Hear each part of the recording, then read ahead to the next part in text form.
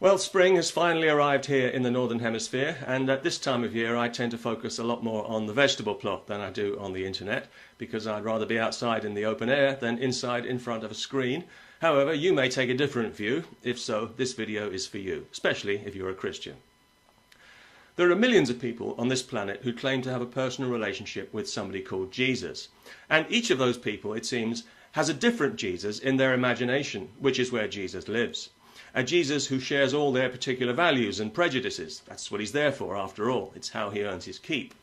So if, for example, you don't like homosexuals very much, you can be pretty sure your Jesus won't like them very much either. It's really quite amazing. It's almost as if he can read your mind. But that's Jesus for you. There's nothing he can't do, except tolerate homosexuals, apparently.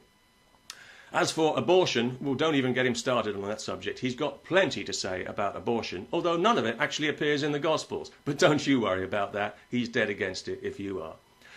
And this is the beauty of Jesus, the magic, the miracle of Jesus, is that each of us can create him in our own image, and he can be whoever we want him to be. He's as versatile as Mr. Potato Head.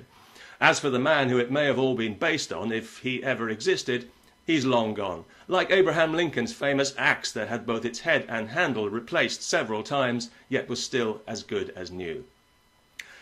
I mention this because atheists also have their own version of Jesus. Because Jesus, whether we like it or not, is a part of our culture. So yes, I have my version of Jesus, even though I don't believe in God. And my Jesus despises Christianity as the greatest swindle ever perpetrated.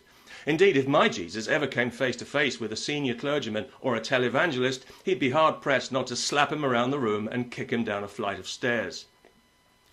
There's a common misconception among Christians that the purpose of their religion is to spread the message of Jesus.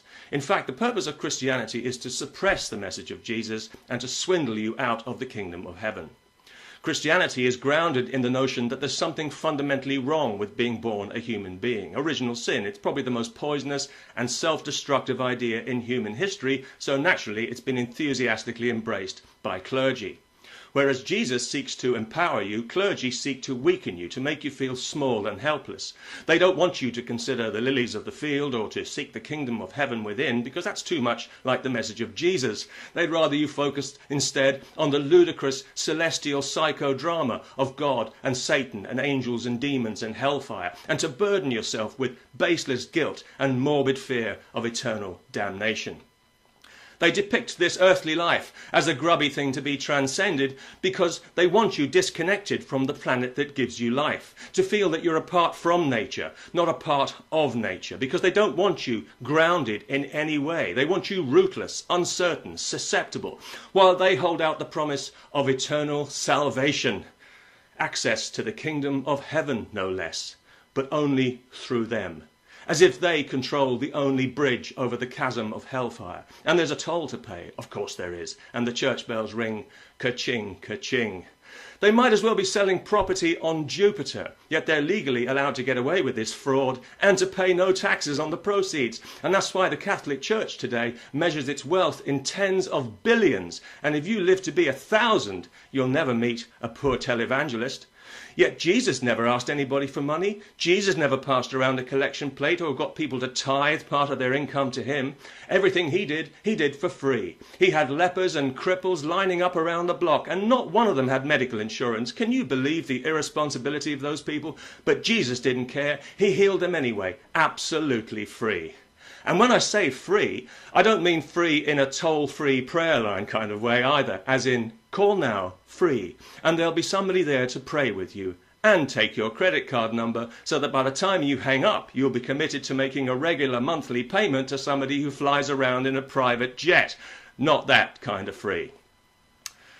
In exploiting Jesus to swindle humanity, they've also managed to swindle Jesus because they've stolen his name and his identity and turned it into a commercial trademark. If he ever comes back, he should sue. Now, Jesus is like Colonel Sanders. They're just using his picture. The difference is Colonel Sanders was bought out. Jesus has been sold out. And so have you, if you're a Christian, because you've been framed for something that you didn't do. If Jesus really was crucified, as per the Gospels, he didn't die for anybody's sins but his own.